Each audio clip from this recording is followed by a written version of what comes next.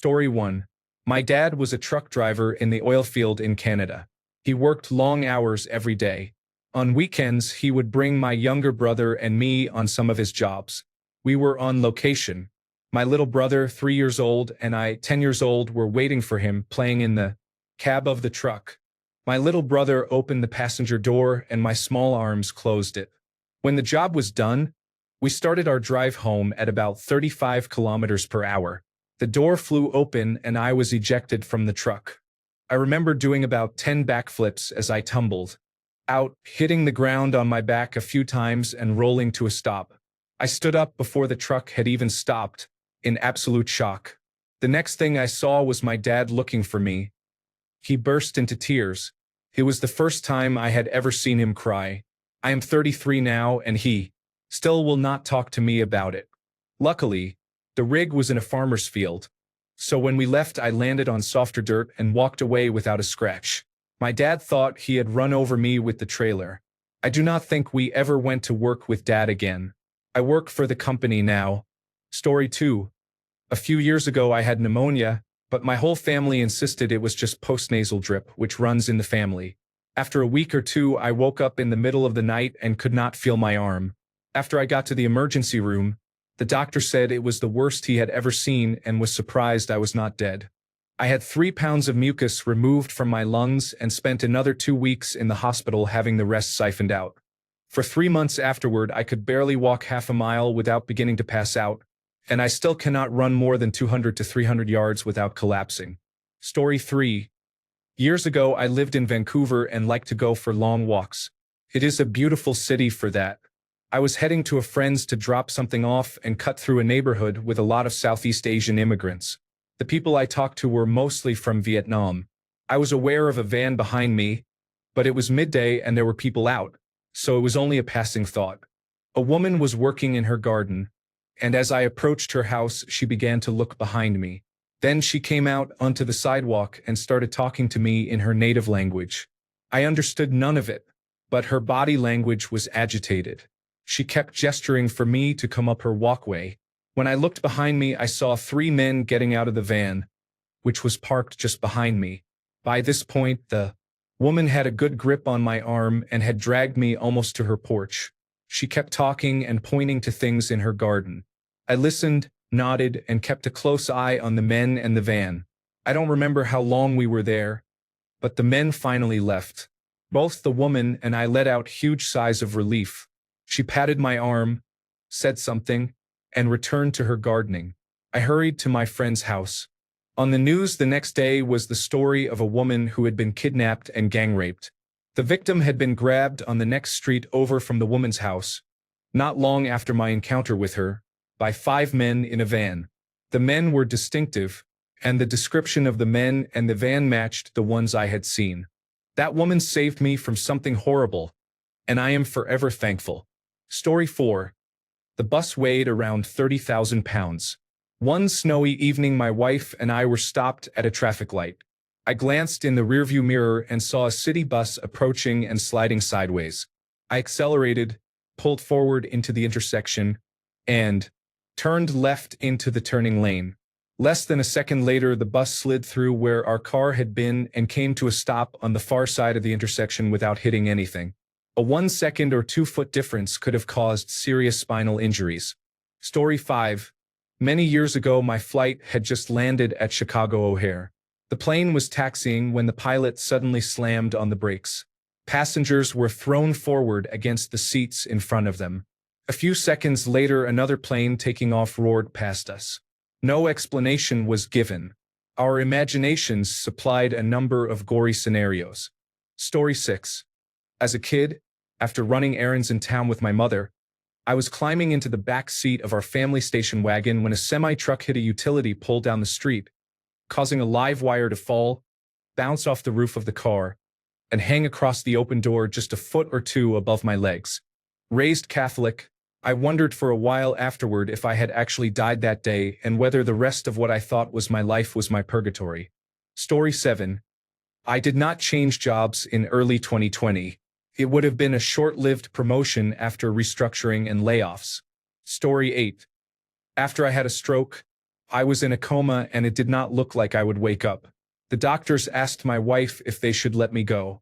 I only exist because she said no. I did not dodge a bullet so much as my wife blocked it for me. Edit. I did not think this would be so popular. I am posting a video my wife made of the first year of my recovery.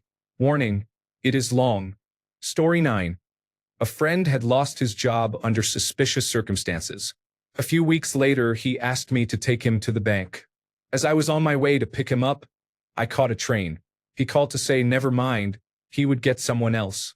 A few days later, another friend sent a message to many of our friends warning that this man had lost his job and was running a check cashing scam.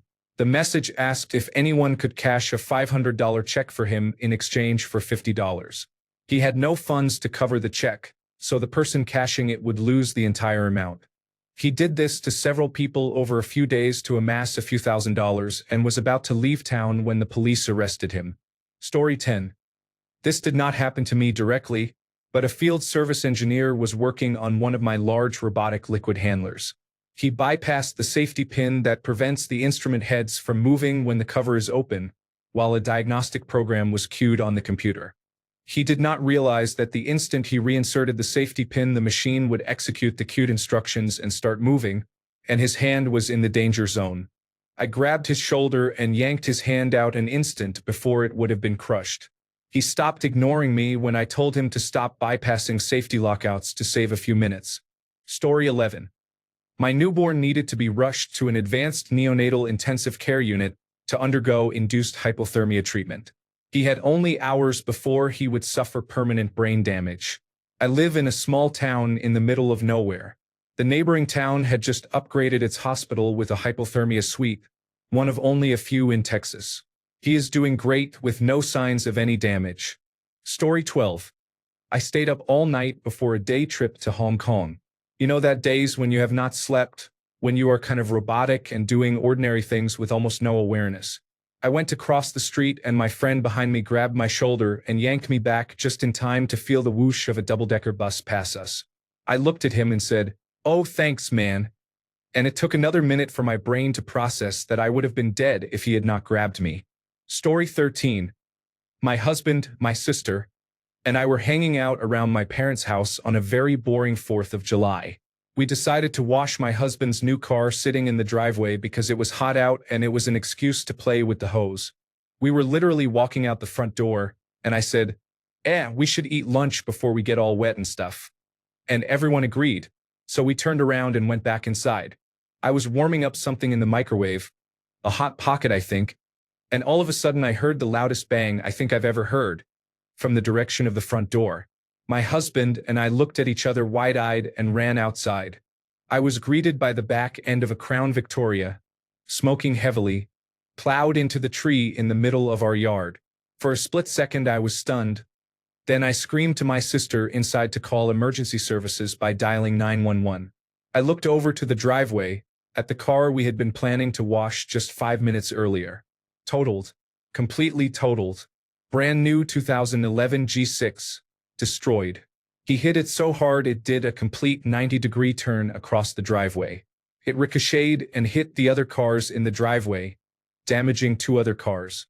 The yard was destroyed, the Crown Victoria was totaled, and the tree was damaged. We immediately assumed it was drunk driving, being the 4th of July and all. I went over to the driver's side and found a very old man, bewildered, unable to comprehend what I was saying but conscious. I will never forget the look he gave me. Confused, helpless, and scared. I was on the line with the paramedics as they sent ambulances and tried my best to follow their instructions. My sister was only 14 at the time, so I handled the call. It turned out the man was diabetic and had passed out behind the wheel due to low blood sugar. Hit the gas pedal with his weight as he passed out, and was plowing down our residential street at about 65 miles per hour. He jumped the curb, drove down the sidewalk past another house, then slammed into my husband's car and, subsequently, the tree. If we had been anywhere near that yard or driveway, I have no doubt one or all of us would have been seriously injured or killed. It was sheer dumb luck and timing that saved us. Huge bullet dodged, or should I say huge car dodged. Story 14. I survived a rocket attack that landed about 10 meters from me, very near where we were standing. We were so close to the launch site that the warning alarm sounded after the rocket had already struck. Thankfully, we dived under a vehicle for shelter, and the three of us were unscathed. Story 15. I was going to move to a different apartment complex last month, but I was injured at work and lost hours, so I could not come up with the deposit in time. Last week, someone who was cooking meth set the building on fire. Note about my username. My current apartment complex is notorious in my city for elevator problems, so my username is accurate. Also, you could say I dodged 2 bullets. One was the fire. The other is that, although bad things happen everywhere, the new place did not seem like the kind of place where meth users live. Avoiding those kinds of neighbors was a bullet dodged in itself. Story 16. When I was a child, I was playing video games with my little brother. He found our dad's gun and fired it. No one was hurt, but it frightened me. Story 17. I had a teacher in high school who was wickedly sarcastic and witty while also being a strict grader. To me, he was the perfect teacher. The class was challenging, but we were all laughing and having a good time. He was a great mentor, and I continued to visit his class even after I graduated. One time after graduation, I was sitting in his office. I had just given him some art to decorate his classroom, and he was so excited he blurted, "I could kiss you." Something about the intense eye contact unsettled me, but I laughed it off. I was a 17-year-old girl, what can I say? A couple of months later, he was arrested for having a sexual relationship with an underage student. Story 18. I interviewed for a job that I wanted desperately in August 2019. After the initial phone interview, I went in for an in-person interview at 4 p.m. on a Wednesday. I had a rejection in my inbox by 8 p.m. and was completely gutted. Then 2020 happened, and they laid off 60% of their staff and will probably go under. I am thankful for that rejection every day. Story 19. There was a pile of items people left at our house when I was at university, including coats and other belongings. On moving out day, we found a samurai sword in the pile. We were messing around with it, trying to make it swoosh. I was standing facing my brother while he was swooshing it when the blade dislodged from the handle, flew past me, and stuck horizontally into my headboard. My brother nearly impaled me while we were messing around after a house party. Pictures were taken. The link has been removed. Story 20. When my great-aunt passed away, I was helping to clean out her house. I was dragging things out of the basement when my dad said, "Whoa, put that down gently and move away from here." I set the odd metal tube down and moved away. It turned out to be a mortar shell from when my aunt worked in a munitions factory during World War II. The bomb squad came and removed it. Story 21. My mother left me in one state and returned to my abusive stepfather. She tried to get me to drop out of my senior year at high school, move back to their state, and obtain my general educational development credential. They wanted a live-in babysitter, cook, and maid. I was so lucky my grandparents let me move in with them and finish school. Thank you for the support. For those who have asked, I am doing great. I have gone no contact with my mother and stepfather, who are still together, and it has been one of the healthiest decisions I have made. My husband and my children are amazing, and she is missing out. My grandparents are alive, well, and still involved in our lives. Story 22. My high school sweetheart and fiancé was my bullet. He ghosted me out of nowhere with no explanation. He was just gone. Needless to say, there was no wedding. I sent the ring back to his mother because I did not want it and was angry. I went on to live a great life, found a wonderful man, and we have been happily married for 21 years.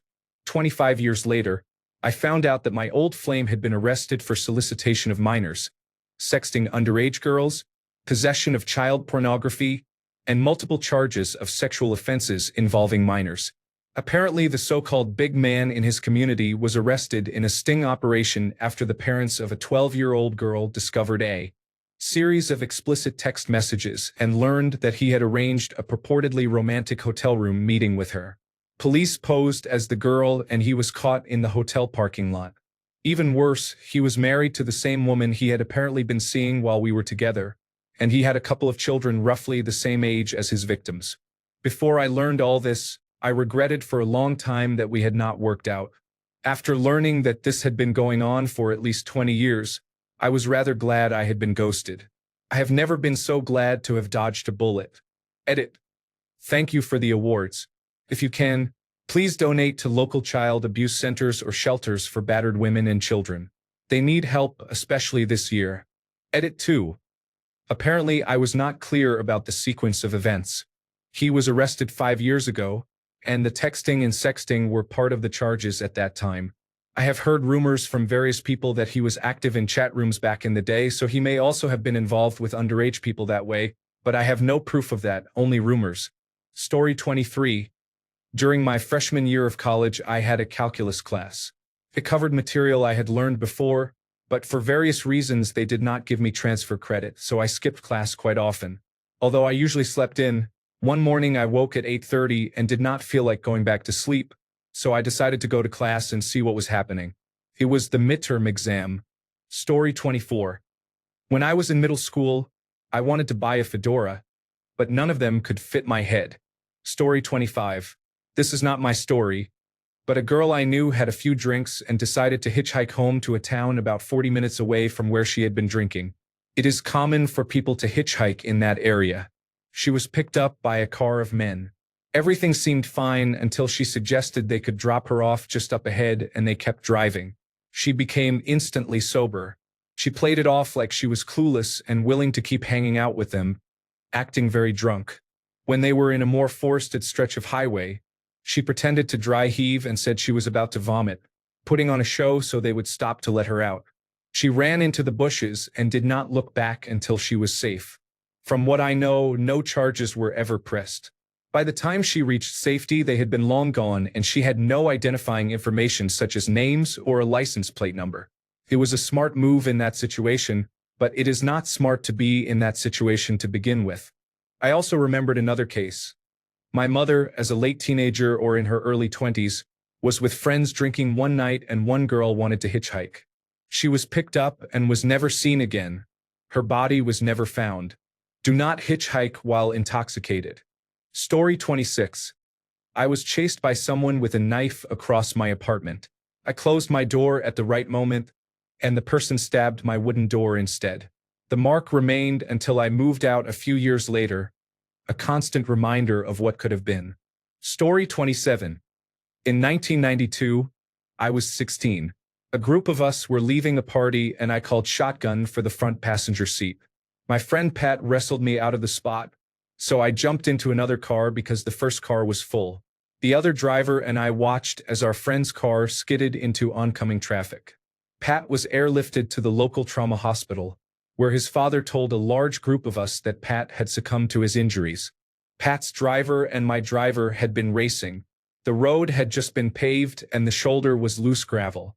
When Pat's driver applied the brakes while the passenger side of the car was over the line on the right side of the second lane, the passenger side tires kept spinning while the driver's side tires locked up, spinning the car into an oncoming pickup.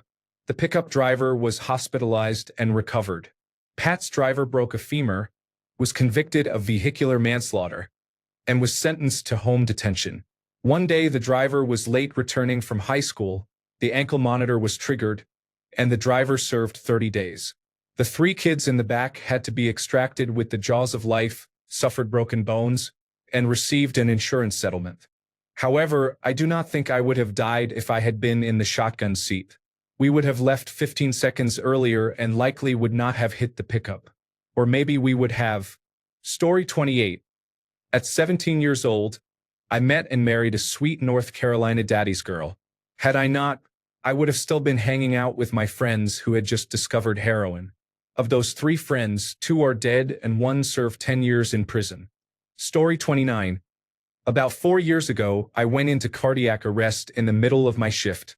I learned after I woke up about a week later that the manager who saw me fall was a former lifeguard and knew proper cardiopulmonary resuscitation. An ambulance happened to be passing about 2 blocks away. Probably the best cardiac unit in my state was a 10-minute ambulance ride from where it all happened. I walked out of the hospital about 2 weeks later with a full recovery. Story 30. My great-grandfather served in the Merchant Navy during the war. He worked in the engine room at the bottom of the ship. His friend came down to take over the shift early. Minutes later, a torpedo struck, and everyone in the lower part of the ship could not escape and died. My great-grandfather would have been one of them otherwise. He spent some time in the sea and was picked up by Portuguese fishermen who saved him. As part of the same story, he narrowly escaped death again. He was meant to be on a flight back to the United Kingdom but was removed at the last minute to be replaced by very important persons. That plane was shot down and everyone aboard died.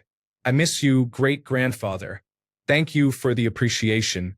I am glad to be able to share his story. Story 31. I almost proposed to a woman who had been cheating on me with a man who called himself my best friend. That was years ago, and I am getting married at the end of the month to the love of my life.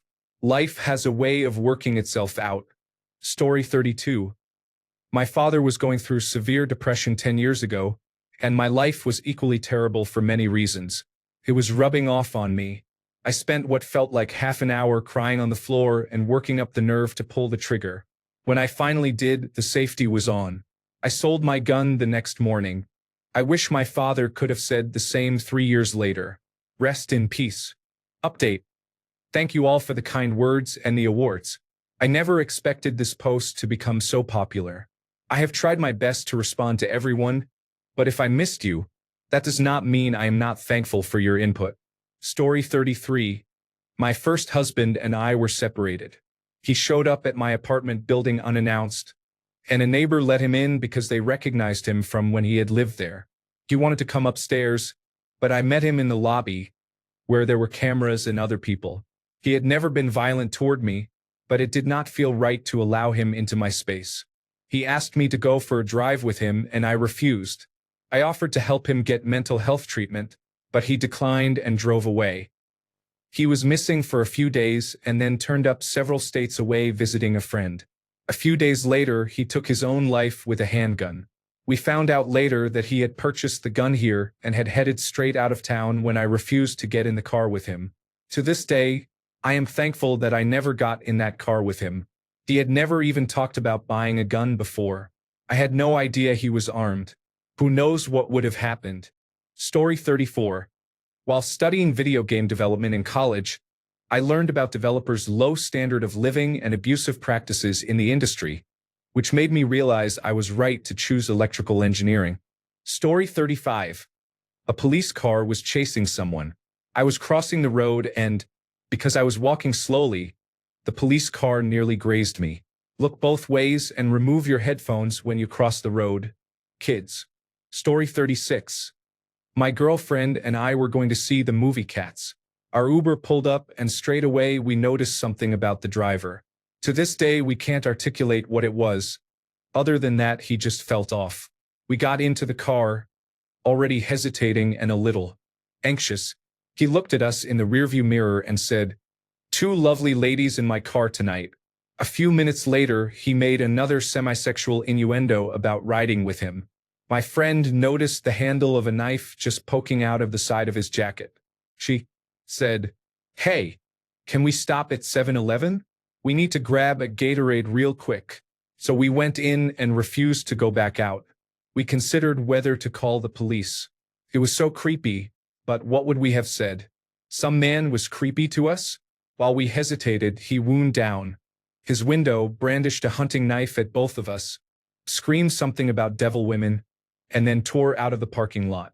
To this day, my girlfriend and I are so thankful we got out of that ride share.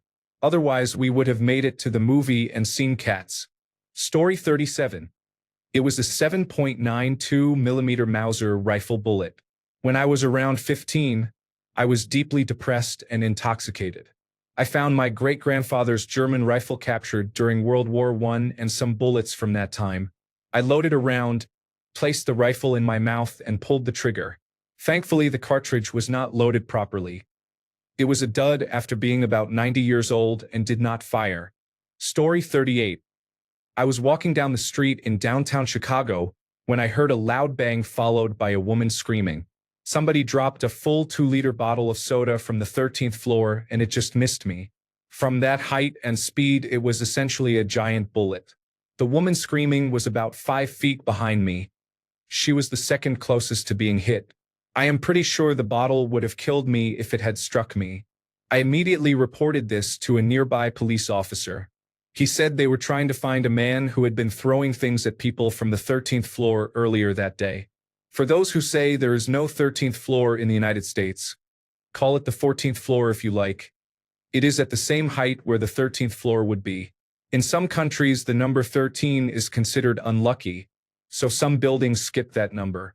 I have been to a hotel in Asia that skipped both the 4th floor and the 13th floor, the 4th for local superstitions and the 13th for superstitious Western travelers.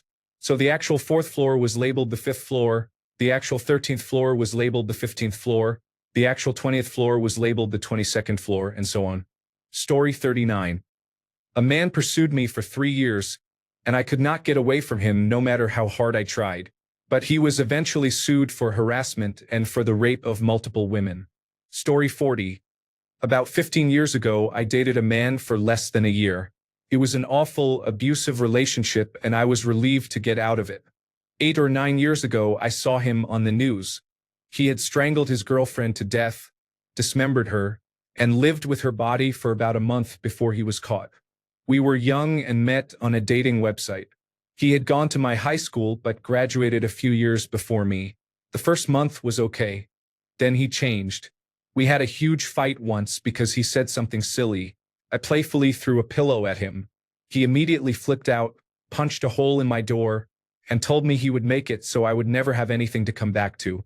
Another time, he finally got a job after months of searching. In his first few days, he suddenly did not want to go in. I told him he needed to go or he would lose it. After a lot of arguing, he got ready and we both got in the car so I could drive him to work. While stopped at a red light next to a gas station, he began strangling me. I pulled into the gas station, managed to get him off me, and ran out of the car shouting what happened. He said, "I am sorry, I blacked out. You just made me so angry. I told you I did not want to go to work." The relationship lasted less than a year. He cheated on me, and for the first and only time in my life, I was glad someone was cheating on me. You can go live with her and be someone else's problem now. Later, when I saw him on the news, I felt ashamed of that thought.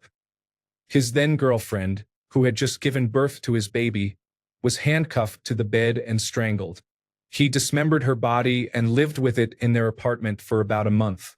The smell and the fact that she had not been seen by family for a while tipped people off. The baby was okay and was taken in by the woman's family.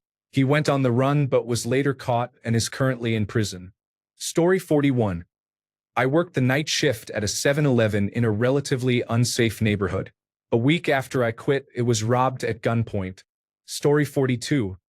About 10 years ago, I was in a relationship and she became pregnant. We were only a few months in and I was terrified. I did the right thing. I stuck with her, helped her through the pregnancy, turned my whole life upside down, and sold my house to move across the city where her daughter went to school. She was divorced and had a child with her ex-husband. Everything was going well until the pregnancy. We had been having a lot of fun and enjoyed each other's company. The instant she became pregnant, it was like a switch flipped. She became abusive psychologically and verbally. It was not just hormones. She became unreasonable and belligerent. I asked what she wanted for dinner one night and she said, "You should know what I want for dinner. You're supposed to just make it." That turned into an hours-long fight over how I was supposed to know what she wanted.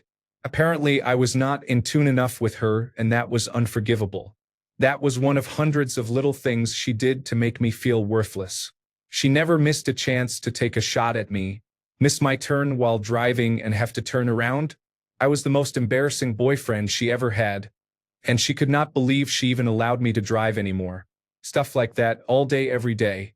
It was demoralizing, and I was broken for years because of her abuse. We moved into the new house, and within a month she left me. All that I had done to change my life, selling a house and buying a more expensive one, paying fees and moving costs, was for nothing. Worse, I now had to deal with her for the next 18 years because she was carrying my baby.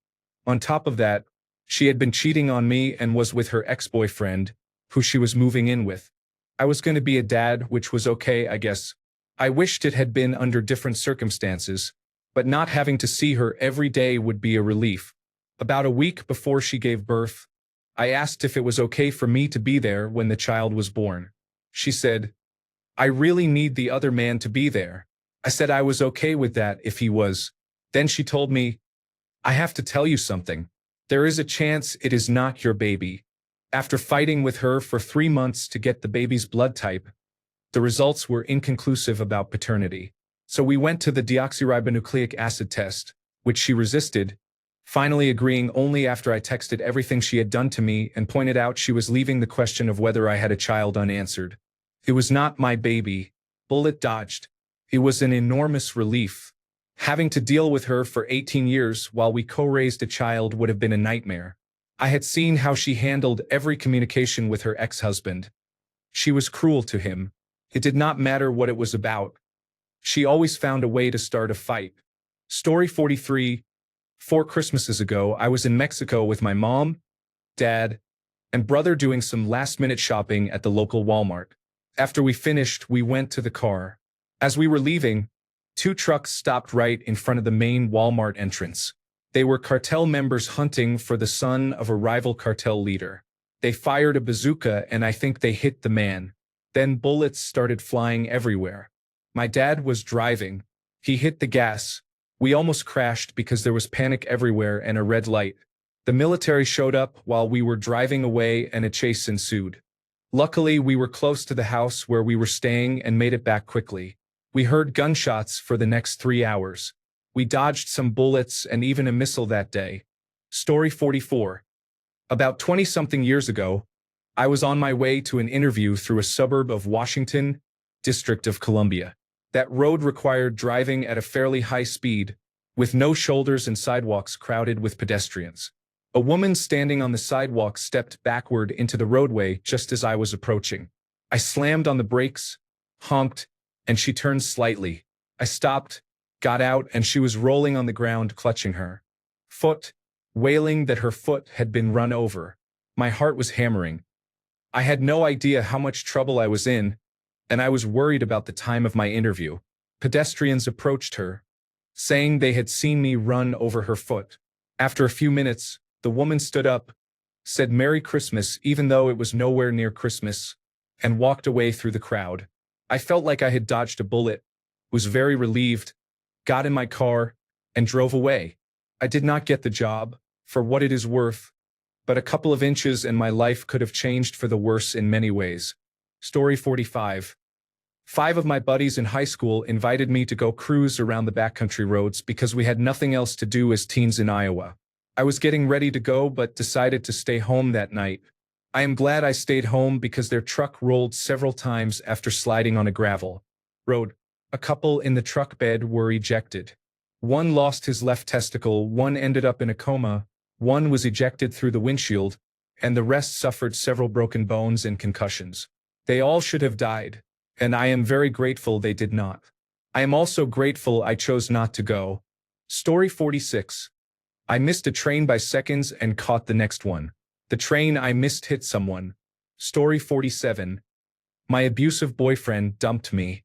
If he hadn't, I probably wouldn't have left and would have married him. Story 48. My ex-girlfriend was someone I had been planning to propose to. A couple of months ago, she cussed out my 11-year-old daughter, accused her of trying to break us up, never apologized, stole our 1-year-old puppy, and immediately blocked me on every platform. Depression is a bitch, but I thank the Creator daily for whoever was looking out for me on that one. Story 49. My dad grew up in Safford, a rural town in southeast Arizona. Back in the 1930s, children there often got their first .22 caliber rifle at age 5 or 6. He and a friend found an old World War I helmet. My dad suggested his friend put the helmet on to see what it would be like if a bullet ricocheted off it. The friend took aim, but before pulling the trigger he said, "Benny, put the helmet on the fence post there to test it first." The bullet went straight through both sides of the helmet. If my dad had not dodged that bullet, I could not tell that story. Story 50. Nearly died in a car accident about a month ago. I was extremely shaken and in shock for a few days, but after talking with the psychiatrist there, I realized that if the driver had not crashed, I would have been raped. I told him I wanted to go home, but he said, "My apartment first," and then drove off. We crashed. It was probably the biggest bullet I have ever dodged, even though it resulted in internal bleeding. Story 51. My side hurt and I was vomiting. I went to the hospital with my mom, who is a nurse. They said it was my gallbladder and could schedule surgery in 2 weeks. My mom insisted, and they found time for the following day. It turned out the gallbladder was gangrenous. It did not contain multiple stones, but had a single stone the size of a baseball. A 1-hour surgery lasted more than 3 hours, and a 2-day convalescence turned into 2 months. Story 52. My ex-partner said we could have unprotected sex after receiving some unfortunate news from her gynecologist. Something felt off. A few years later, she had twins with another man. Story 53. My ex-husband told me he wanted a divorce, but I did not. He agreed to work on our relationship and give it a few months. We set a date and began trying to fix things. He acted like things were changing and that he would not leave, and he encouraged me to take on debt and spend money from our savings. It turned out he was lying and intended to leave on the date we had set and to crush me emotionally so I would hate him forever. He urged me to take on debt because it was in my name and he would get half the savings. I discovered his scheme when he gave me his Apple Watch we had just purchased while he was working on something. Deleted messages on a phone do not always disappear from the watch, so I read his messages. I found hundreds of messages. To his best friend and his mother saying he could do better than me, that he had feelings for a coworker and believed she wanted him too. She did not, she's just a kind woman, that he hated me, that I was the worst decision he had ever made, that he never really had feelings for me, and so on. It was brutal and cruel. Finding it rocked me to my core. I had never imagined anyone could hate me that much, let alone someone I was married to. This happened about 2 weeks after he had first told me. We were in public and I cried when I found the messages. I went up to him, held up his watch, and quietly told him I knew his plans and that he should find another ride home. His smile dropped and the color drained from his face almost immediately. I went straight home. By the time he arrived, I had packed a bag of essentials for him, left it on the doorstep, and called his mother and his best friend to let them know he would need a place to stay. He was crying and we argued on the steps, which was not my proudest moment. I will admit that seeing him cry after what he had said about me felt satisfying. The next day I had the locks changed. By the following day I had all of his belongings packed and waiting neatly in the living room for him to pick up. By the end of the month I had filed for divorce and we were legally done. He is a loser and I absolutely dodged a bullet. It has been a long road to rebuild my trust in people. I am better off having gone through this, and while it was the best thing that could have happened in hindsight, it was very painful to go through. Story 54. Last year I was cut from the AA hockey team that I usually played on because of a scheduling mishap with my lacrosse team's tournament. I ended up playing single A that year.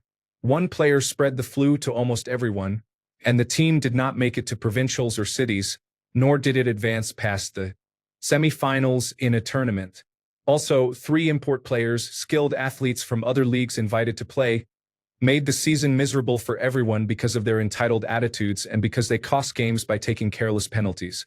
Despite that, I had a fun team experience with a group of great teammates. Story 55. I attempted to kill myself by placing a plastic bag over my head and tying it off. I thought it would be less messy to be found. My cat started acting frantically on the other side of the door when I began to feel lightheaded and somewhat nauseous. I thought about how the cat needed dinner and no one else would feed it, so I untied the bag to feed the cat. Afterwards, I realized my cat literally saved me from one of the lowest points in my life. I missed that cat. I still cannot believe how close I came. Edit. Hi friends. Thank you for all the warm thoughts and for sharing stories of your save your pets. Please save your awards. This is the most I have ever received. Maybe give them to another comment that has not yet received an award. Spread smiles, love, and support. Thank you. I am truly touched by the human connection in this thread. Story 56. Edit. Thanks to this thread, a new subreddit has been formed. Please share your experiences. A literal bullet dodge story. In my 20s, I was really into clay bird skeet shooting. I discovered an old ammunition reloader from the 1950s in my parents' basement. My father let me have it. He had used it in his youth as well. I started reloading the shells myself. Shooting a few times a week, it was worthwhile to reload them for the savings. The problem was that the reloader was worn out and sometimes did not put the proper proportions into the shell. I would not know this from lack of experience and because I could not see the bar that fills the powder into the shell. This is important to understand what was going to fail and how. A reloader works like this.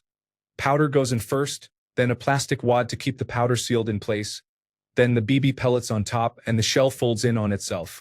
Doing this by hand would take a very long time. A reloader automates the process. All you have to do is put the empty shell in, pull a hand crank, and out comes the completed reloaded shell ready for action. I went to the range with 2 friends. We were having a blast using this ammunition. Up to that point, we had not used a bad round yet. A friend tossed up a clay target, I took a shot, and it sounded weak with barely any recoil. What I should have done was stop right there and check things out. Instead, I took another shot quickly so as not to lose score. When I took the first shot, the plastic wad went 3/4 of the way up the barrel.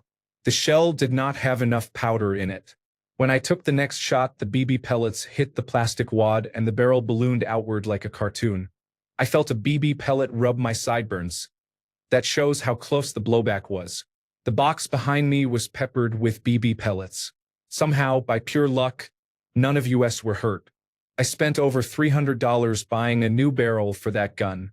It was a 25th anniversary Bloodwood edition shotgun with interchangeable choke tubes. It had been my father's, and I was not going to return it like that. Mine did not have choke tubes. This happened in 2003. I have not shot a firearm that uses gunpowder since. I switched to pre-charged pneumatic air rifles ordering overseas because those were not, and still are not, common here. Story 57. I broke up with an abuser. He kept saying he wanted to marry me, but he never asked and never produced a ring. Thank God. He later married someone else, and I married as well, but I still worry about his wife even though I have no real connection to her. Story 58. I drove about 800 miles without realizing that the loud clicking and grinding noise I heard was a failed wheel bearing. The mechanic said I was incredibly lucky not to have lost the wheel while driving. Story 59. A friend offered me a job at his company, which was hiring, and he said it was great. At the time, I was working for an explosives company and had been there for 4 years, so it was comfortable. It was run poorly by people I disliked, but I loved my immediate coworkers. The day my friend asked if I wanted the job, the managers had angered me so much that it helped me decide. I had my friend set up an interview. The pay was slightly less than what I was making, but in my gut, I thought it was for the best, so I switched jobs. 5 years later, I am still with my friend's company. I have thrived here. Even with the initial pay cut, it was a net gain because this company pays 100% of employee insurance premiums. It is a top-of-the-line platinum plan. Nobody I have talked to has had anything close. That shows how the company treats its employees. Now I make more than double what I did at the previous job. I look back and realize that if I had been in a different frame of mind that day, I would have turned down my friend's offer, which would have been the worst mistake of my life. I still keep in contact with people from the previous company that I liked. Things got bad after I left. The manager I liked, who was fair and rational, was fired. The boss who fired him was also fired for unknown reasons. The shipping manager I liked was fired. The other shipping manager was demoted, and many people I liked left. I helped one other coworker from there get a job at my current company when an opportunity presented itself, and we have become better friends. I offered another person a job, but he turned me down because he had recently received a promotion and had just had a child and did not want the instability of a new job. I understand and wish him the best. I reconnected with the manager I really liked. He is at a much better job now and is still a good person. Story 60. I lived in Paris in the fall of 2015 for a semester abroad. My apartment was right by Republic, and every Friday night I had a standing reservation at Le Petit Cambodge, a local Cambodian restaurant that served the best late-night, dream-worthy noodles. On November 11th, my best friend, who was studying in Scotland, called me crying because they had been dumped and hoped I could come for the weekend. I was reluctant because I wanted to go to the Eagles of Death Metal concert at the Bataclan that Friday but had not gotten tickets yet, so I agreed and booked a flight for the afternoon of Friday, November 13th. When I landed and reached their apartment, we went out to dinner. Afterward, I turned on my phone and saw hundreds of messages. It turned out that both Le Petit Cambodge and the Bataclan had been targeted by the Islamic State, and there were more terrorist attacks in my neighborhood. The best thing my friend's ex did was dump them. Otherwise, I would have been either at dinner or at the concert and more than likely would not be here to write this. Story 61. I found a new job. The boss seemed nice in the interview, but from the start people were uncomfortable talking about the work, and you could literally smell the fear. There was very little work to do. My direct colleague claimed to be ill, and they would not give me her phone number. I wanted to discuss a few things and strategies to move forward, but everyone dodged the request. After 2 days, I developed a headache when I went there that worsened during the day, so I quit. The company no longer exists. I guess you cannot run a recruitment agency without customers when everyone is just pretending to work. Story 62. I dated a man for 4 years, from age 16 to 20. We were planning to buy an apartment and get married when he broke up with me. He said he was in love with someone else because she had a nice body. He called me fatty and commented on how much weight I had gained. When I said I was going to lose weight if he would build some muscle at the gym, he told me I was the only one who needed to work out. I was devastated. I cried for a long time. It was awful. 5 years later, nothing in my life was bad, but nothing was good either. It was the same old routine. I found an exchange program I could afford and moved from Brazil to the United States. I traveled to many places, proved to myself that I was brave, and discovered a lot about myself. Then I met the love of my life. He was waiting for me. We are happily married and building our life together. He treats me with respect and love, like a queen. We have a puppy, and we are planning for the future. I am so happy. I cannot believe I almost did not have him or this life. Thanks a bunch for sticking around till the end of the video. Remember to subscribe, and until next time, stay awesome and goodbye.